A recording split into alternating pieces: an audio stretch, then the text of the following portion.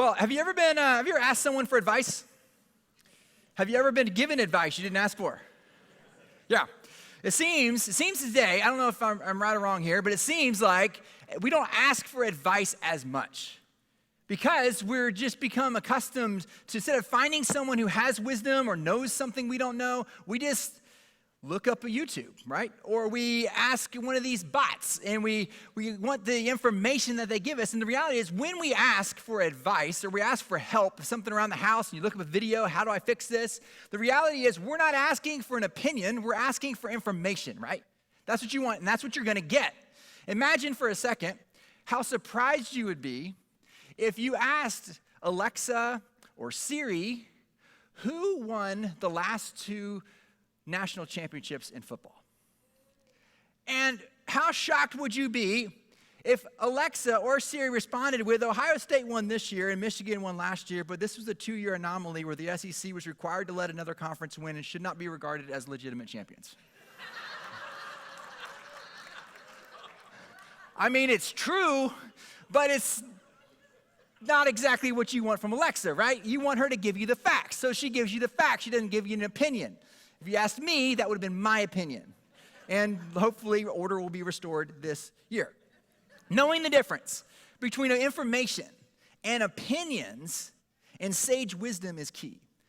We're in week 2 as we're stepping into our study of Proverbs. And last week we talked about the value of wisdom and how wisdom isn't just knowledge, it isn't just information. It's the Hebrew word for wisdom implies this a skilled understanding, the ability to not just know something, but to know something and use what you know.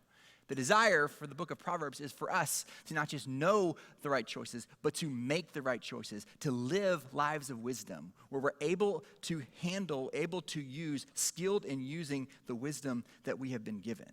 Last week, we covered the first 7 verses, and today we're going to cover the first 9 chapters. So buckle up. We've got a lot of ground to cover. What I want to do this morning is I want us to give us an overview because these first 9 chapters really are all in kind of the same theme. We're going to find it's the advice of a father to a son.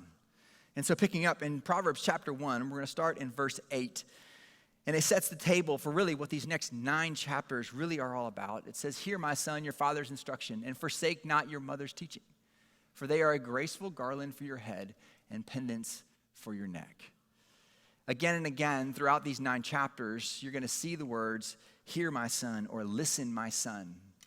You see, again and again, what we're reminded is that this is wisdom from a father to a son. And father-son dynamics is very common in wisdom texts, not just in Scripture, but in the cultural time in which the Proverbs was written. It wasn't just new to Proverbs. It was understood. It was a way of writing. It was a way of passing on information. And in many, we don't know if this was actually a biological father to a biological son, or if it was just a superior or somebody, a wise sage who was passing on somebody younger, some apprentice, some student that they wanted to impart wisdom on. And honestly, it doesn't really matter.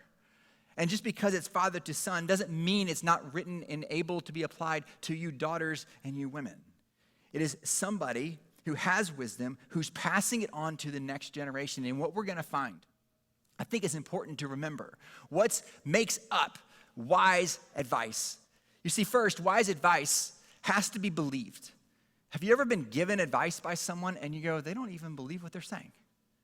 They're saying what they think they need to say, but they're not saying what they actually believe. We see right through it. It's called hypocrisy. And also, wise advice doesn't just need to be believed, it needs to be clear. Have you ever been given advice and you're like, I don't know exactly what that meant, or I don't know exactly what that says? If you ever watched a sports team, a young sports team, and a coach is giving advice, and the coach goes beyond 30 seconds, guess what? It's no longer clear. And you see the kids like doing this and looking all around. The coach is like emphatically giving them the keys to the game, and they've lost it, right? Because it's not clear. With clarity comes simplicity. And lastly, it needs to be needed. You can give me advice, but unless I deem that advice and that wisdom as pertinent for my life and my situation, I'm not going to listen. And what we find throughout these chapters is that the advice the father is giving is absolutely believed because it's done emphatically, passionately. The father believes it so much, he says, I gotta have you hear this. It's clear because he comes again and again and again to some of these same themes, and it's absolutely needed because at the end of the day, the choice between choosing wisdom and something else. It's not like a maybe it will be better for you. The choice he puts before us is life and death. So what is here is absolutely needed, not just for this hearer, but for us who are hearing today. You see, the current reality in this room is that each of us are facing different struggles, different choices, and carrying different burdens. But I believe what we're going to find today as we look at these chapters is something that's universally applicable. And in so doing, I want to ask 3 questions. What path are you taking? What voice are you following? And what table are you dining at? What path are you taking? What voice are you following? And what table are you dining at? Because regardless of where you find yourself in your journey today, these 3 questions must be answered by each and every one of us. The beauty of Proverbs is that each one of these questions actually is only going to have 2 options. So right out the bat, right? If you're taking a test, true, false, you knew right off the bat, you got a 50-50 shot of being right? But it's even better than that. You got a 50-50 shot of being right, and we've been given the answers to each one of these questions. You see, Proverbs provides a lot of advice on a lot of topics, but there's a simplicity to what we find. As you read Proverbs, we need to take note that one of the biggest themes that we're going to find in these 9 chapters is the concept of a path, a way, or a road. As you read through 1 through 9, I would encourage you, just start underlining, you start circling those words, because they all are pointing to what the writer of Proverbs wants us to understand. There is a path. There's a path to take, and there's a path not to take. And this is where it comes and applies to every single one of us, regardless of your age or your stage or season of life. Because think about what a picture of a path communicates. It describes a current location. Wherever you are in your journey, you are where you are today. You can't deny it. You may not like it, but you are at a current location. And every single one of us has a future destination, a place which if we change nothing, we will arrive at. And every single one of us faces key transitional moments. Based on where you are today, do you not look back and you go, man, this choice and this choice were significant. This choice I didn't even think was significant, but it had huge ramifications for my life. Every single one of us has a current reality, a future destination, and faces transitional moments in our journey.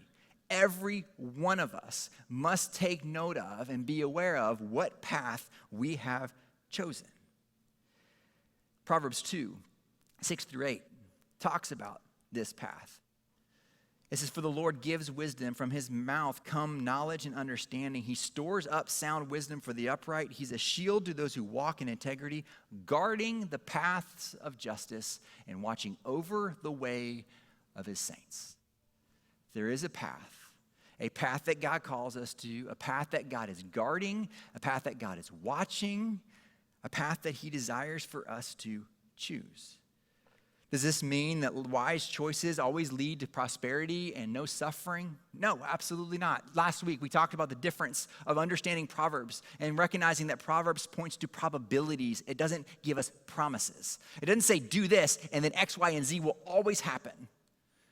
It says, hey, in general, the way the world works, which God created, when you make wise choices, it typically goes better for you. But there are exceptions. It is not a promise. You see, wise choices are wise because they align with how God intends for his world to work, and it is always best. Some choices are easier than others. Some paths are more identifiable. We talked a couple weeks ago, our team was in Peru, and when you go to Peru, where our church we partner with is in a town called Cusco. You fly into Lima, which is the capital of Peru, and then you have a choice. Which path do you want to take? Path one is you can drive from Lima to Cusco. It's only about 600 miles, about from here to like DC, Maryland area, but it will take you 24 to 27 hours. Or option 2 is you can take a plane and it'll take 75 minutes.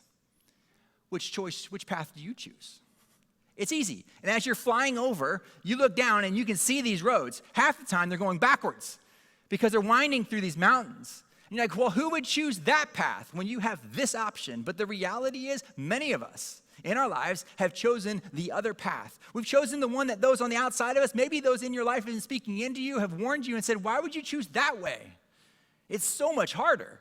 It's so much more difficult, and it's so much more dangerous.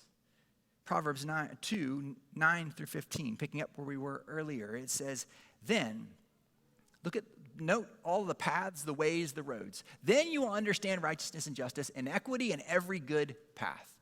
For wisdom will come into your heart, and knowledge will be pleasant to your soul. Discretion will watch over you. Understanding will guard you, delivering you from the way of evil, from men of perverted speech, who forsake the paths of righteousness, to walk in the ways of wickedness, who rejoice in doing evil and delight in the perverseness of evil, men whose paths are crooked and who are devious in their ways.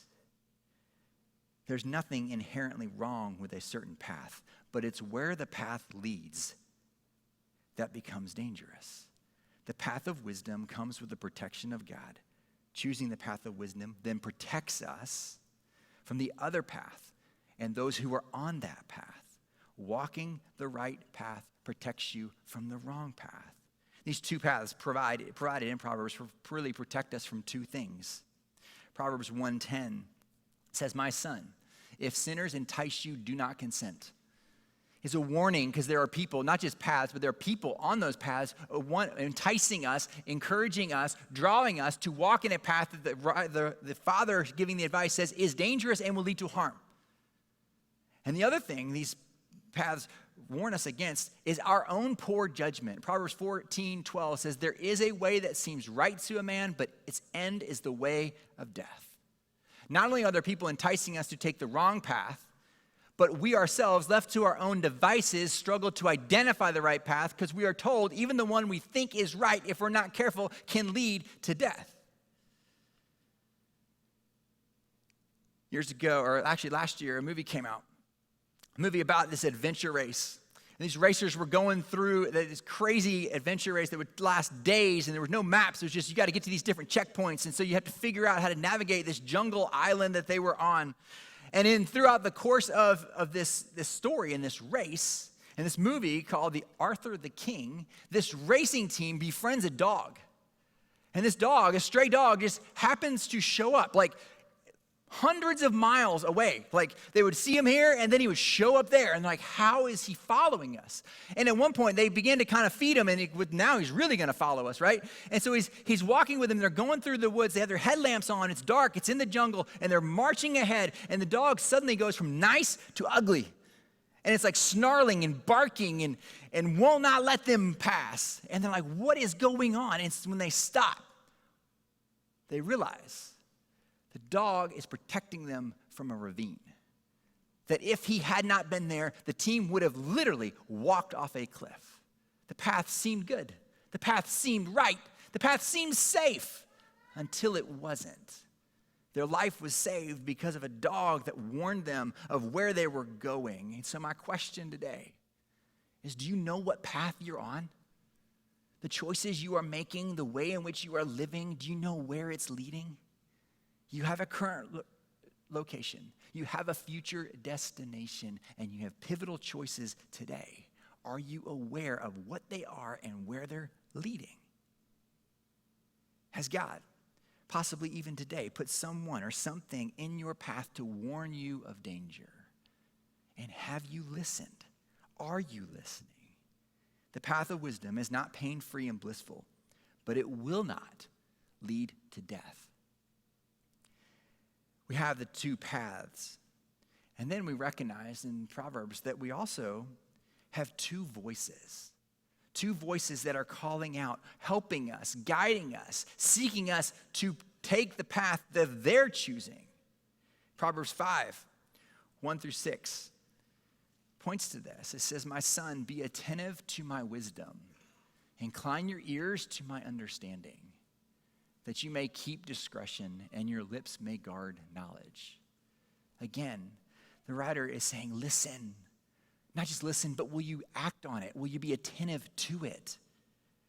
For the lips of a forbidden woman drip honey, and her speech is smoother than oil. But in the end, she is bitter as wormwood, sharp as a two-edged sword. Her feet go down to death. Her steps follow the path of Sheol.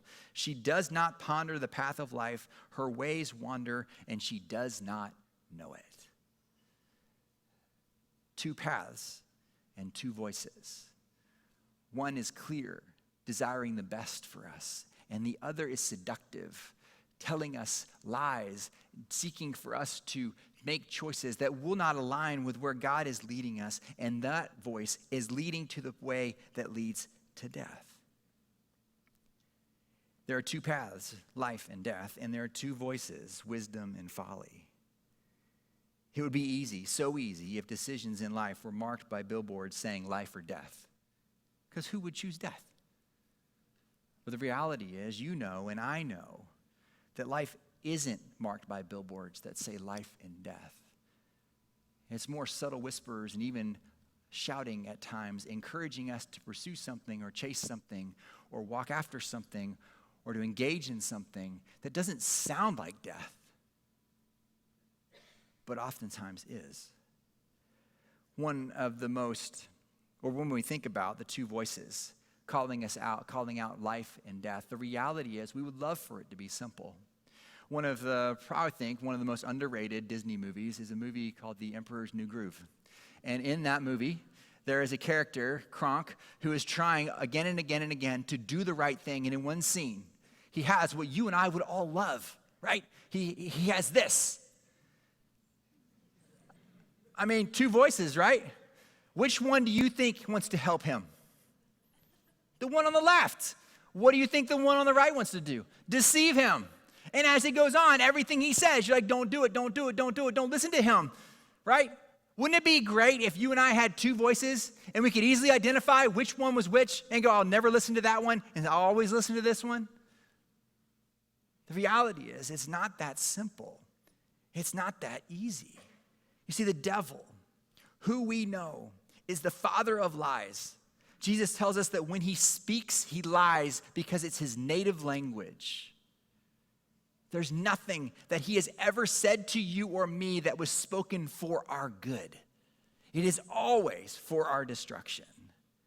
You see, we call this study Timeless Wisdom for Today, because when we look at the totality of the fatherly advice, there's one major theme then that is absolutely important today.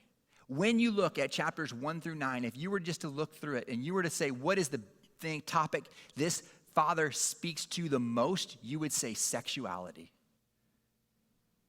To say that this book doesn't apply today would be completely remiss for us simply looking in our culture today. Because if you are a father or a mother, or if you care about somebody and you have seen the destruction that the misuse of sexuality has caused in our world today, it would absolutely be a topic you would have to address. And this father addresses it repeatedly. In chapter 5, we just read earlier, he goes on and he begins talking about the adulteress and the danger of adultery. And you think like, well, now he set aside a whole chapter for it. And then he moves on at the beginning of chapter 6 to give some practical advice. And then in the middle of chapter 6, he's like, wait a second, I got to go back. And the end of chapter 6, and then all of chapter 7 is once again devoted to the idea that this could and will destroy your life if not used and handled correctly. Sex, a good gift from God, has been twisted and misused, not just today, all the way back in Solomon's day. Just in my Bible alone, in chapter 5, the subject headings are warning against adultery. Then halfway through chapter 6, warning against adultery again. And then in chapter 7, warning against the adulteress.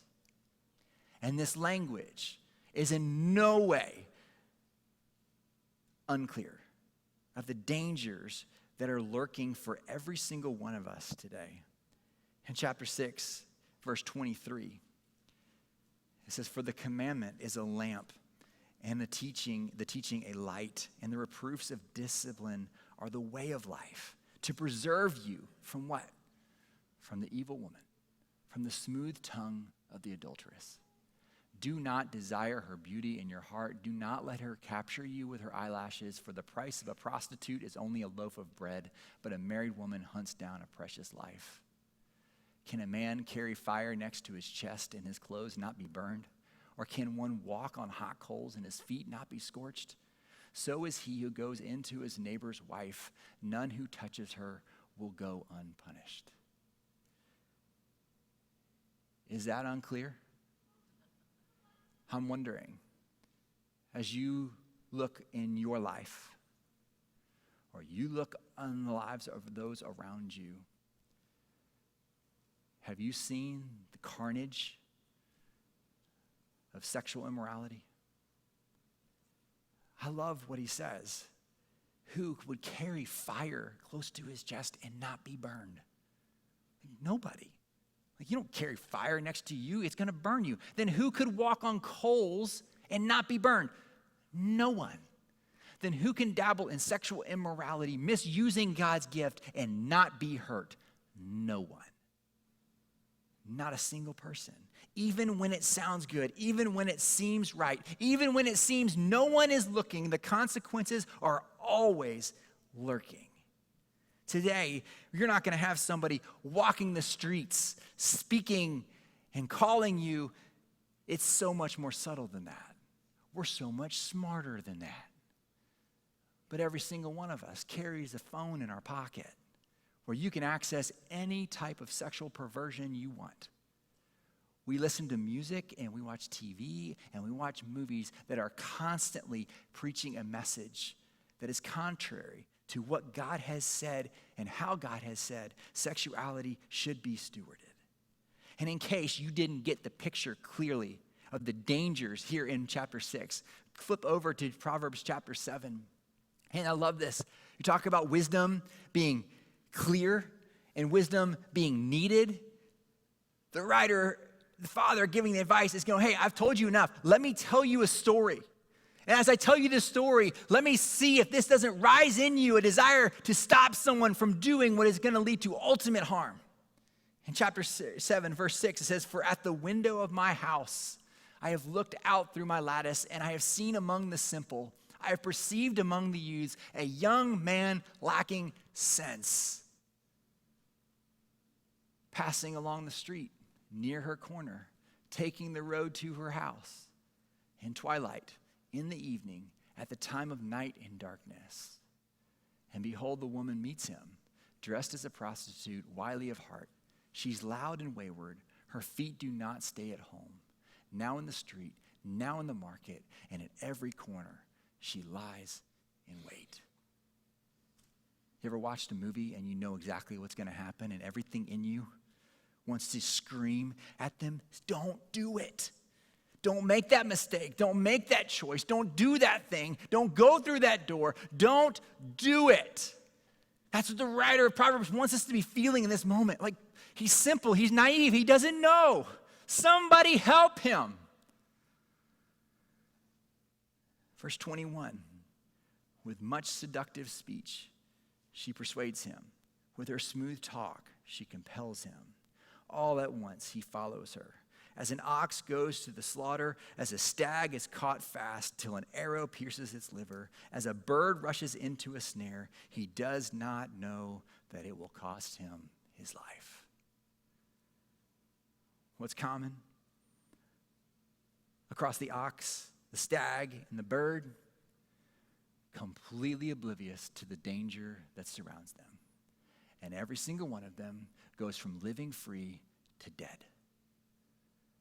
The fatherly advice given then and given now is don't play with fire.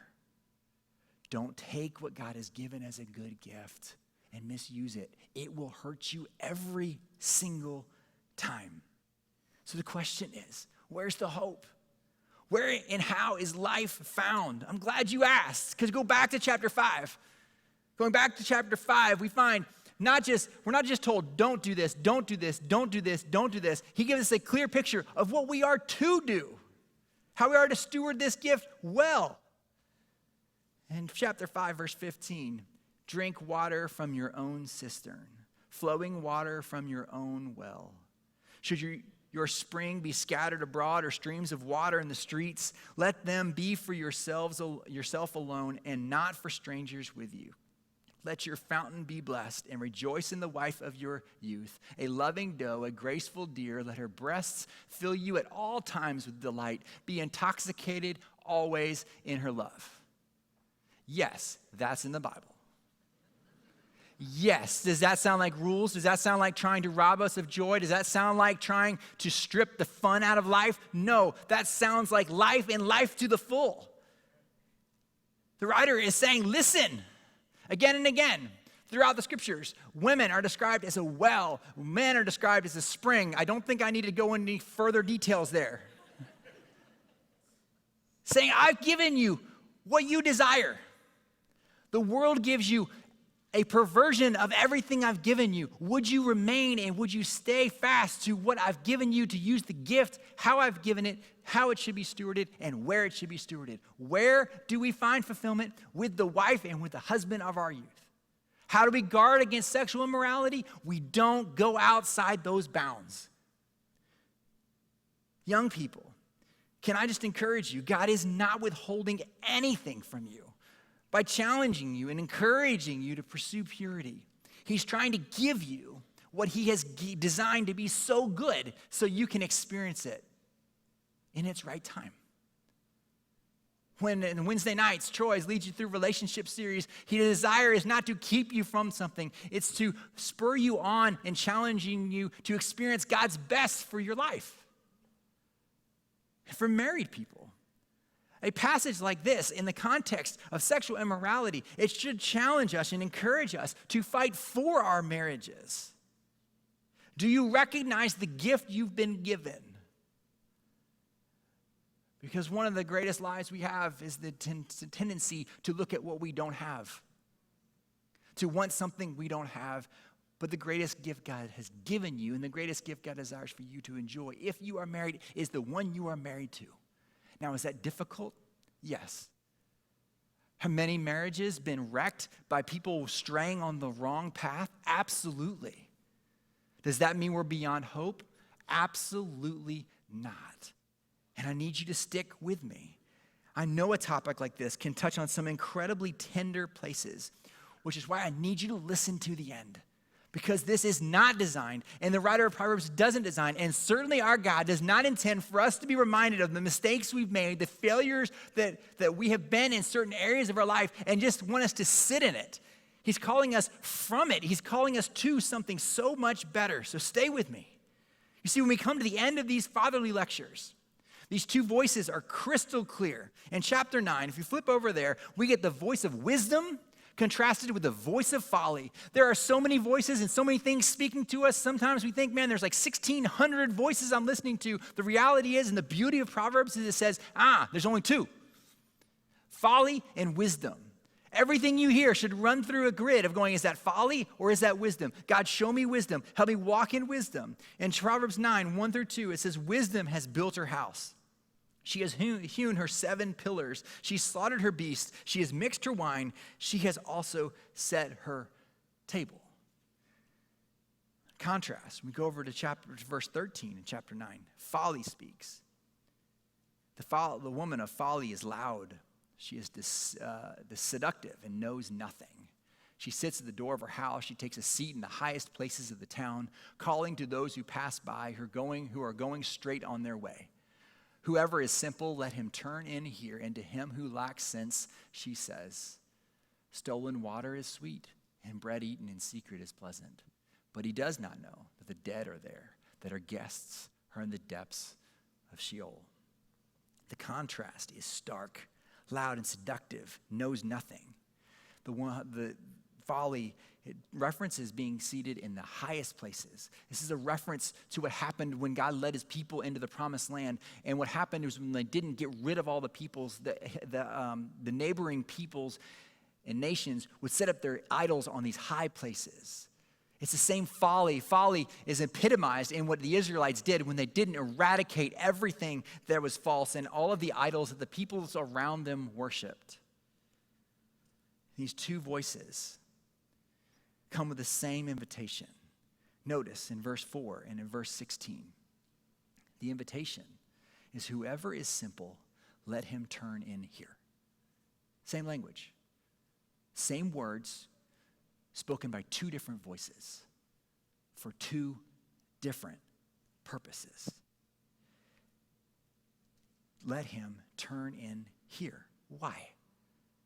Both have prepared a table. And in ancient Near Eastern culture, eating with someone is considered the sign of forming an intimate relationship with that person. These women offer two tables that represent a desire for a relationship. Both want a relationship. The Father knows that it was impossible to sit at both tables. You cannot and will not be able to dine with both. Picture a street, and on one side is a house with folly, and the other side is a house with wisdom. Both are calling out, both have prepared a feast, both want you to eat with them. The question is, with whom will you dine? Look at the contrast. Proverbs 9, 4-6. Whoever is simple, let him turn in here. And to him who lacks sense, she says, come eat my bread and drink the wine I have mixed. Leave your simple ways and live and walk in the way of insight. There's a desire, an invitation to life. But go back once again to the words of Folly. Whoever is simple, let him turn in here. And to him who lacks sense, she says, stolen water is sweet and bread eaten in secret is pleasant, but he does not know that the dead are there, that her guests are in the depths of Sheol. Sheol would be the Hebrew for hell. You couldn't have a more stark contrast. One is a desire for life, and the other is a destination of death. So the question for you and me today is, with whom will you dine? At what table will you take your seat? Will you eat with wisdom, or will you eat with folly? And in eating, it's a sign of relationship. Which one do you want a relationship with? I'm wondering this morning what you are thinking and what you are feeling. I hope every single one of us recognizes we're on a path, we're listening to voices, and we have an invitation to a table. And I hope every single one of us is asking, what do I do now? What do I do with this? Have you been walking the wrong path and listening to the wrong voice? Do you recognize in certain areas of your life you are dining at the wrong table? If you do, then are you feeling embarrassment? Are you feeling discouragement? Are you feeling frustration? Are you feeling shame at the choices you have made? Our God speaks with a voice of conviction. He's calling us home. The enemy, the other voice, speaks with a voice of condemnation.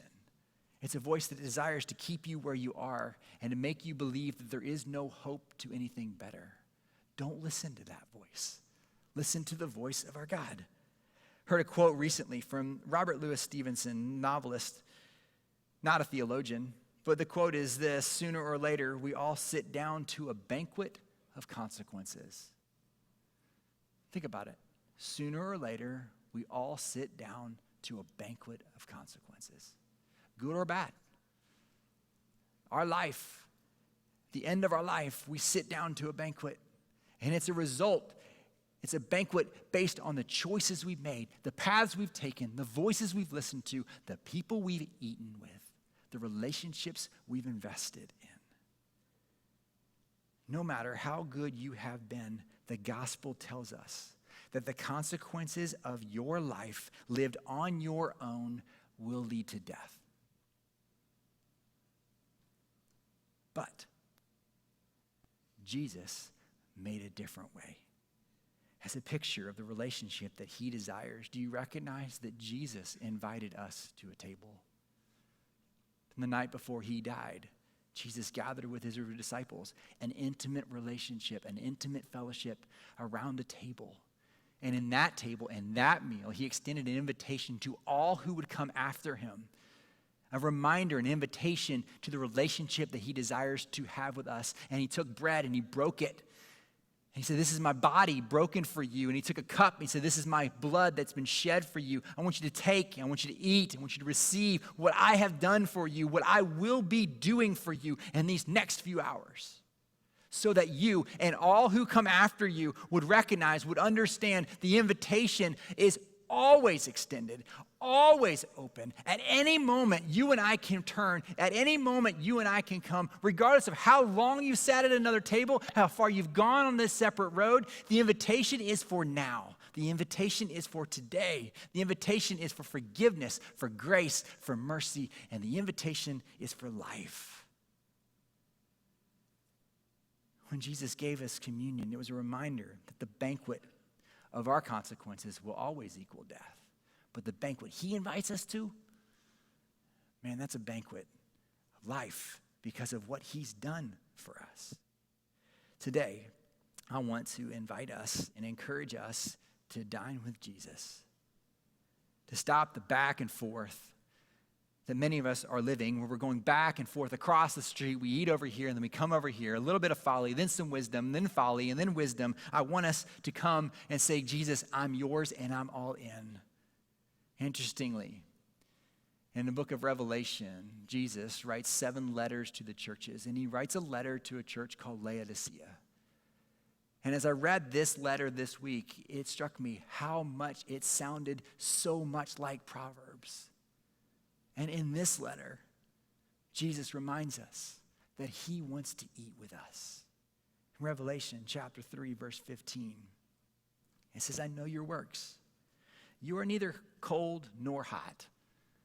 Would that you were either cold or hot. So because you are lukewarm and neither hot nor cold, I'll spit you out of my mouth. Meaning, stop going back and forth. Stop wishy-washy. Stop choosing wrong and choosing right and choosing wrong and choosing right. Stop trying to walk the middle of the road and come home. For you say, I am rich, I have prospered, and I need nothing.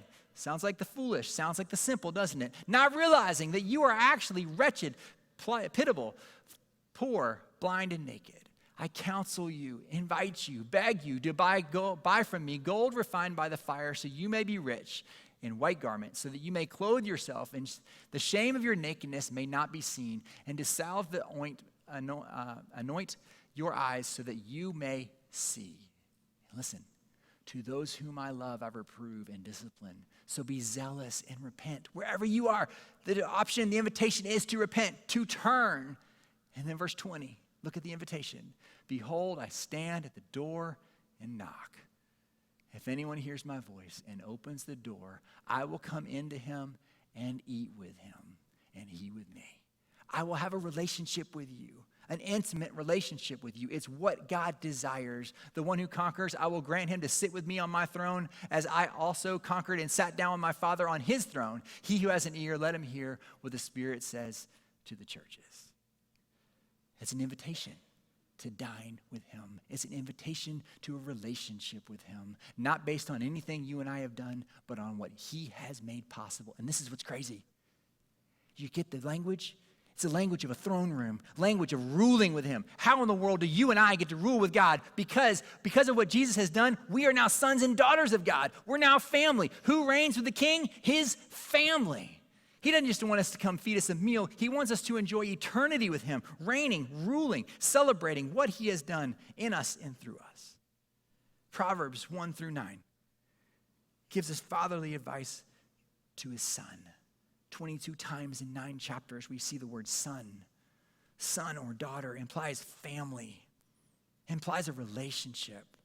When we place Proverbs in the larger biblical context, we must remember that is what God desires to call us most. The gospel is the story of God's rescue of his wayward children.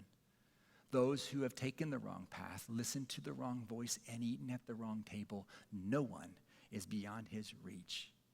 Did you catch the words earlier in Vicky's video?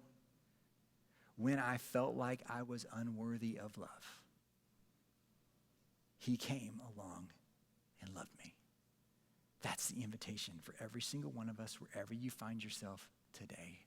And so as we end, I don't know how God is moving in you and how God is inviting you to respond. So I want to give you the freedom. If you need to sit and you need to do business with God, maybe there's repenting to be done. God, I'm turning. I want to pursue you. I want to trust you. Maybe for the first time, you're going, I see wisdom. I see folly. I want wisdom. I want God's wisdom, Christ for me. Maybe that's you. Or maybe you want to be reminded of the table that he's invited you to. In the corners are the communion elements. Maybe you go and you take that bread and you dip it in the juice, remembering the body broken and the blood shed for you, and the open invitation, regardless of where you have been, to always come back to the table and the relationship that he's made possible. Wherever you are, my encouragement would be that you don't leave without responding to what God is stirring in you. Let's pray. Father, thank you for this morning. We thank you for this truth. God, we thank you for the clarity of Proverbs that makes a confusing world in some ways so simple. Would you help us to see the world through that lens, to see the two paths, to hear the two voices. And God, in seeing the two tables, God, would we run with all that we have to the table that you have prepared for us? God, in this room, I pray that there would be freedom. I pray that there would be forgiveness and mercy and grace again and again and again, as we recognize the ways we've strayed in the invitation that is always extended to come home. It's in Jesus' name we pray. Amen.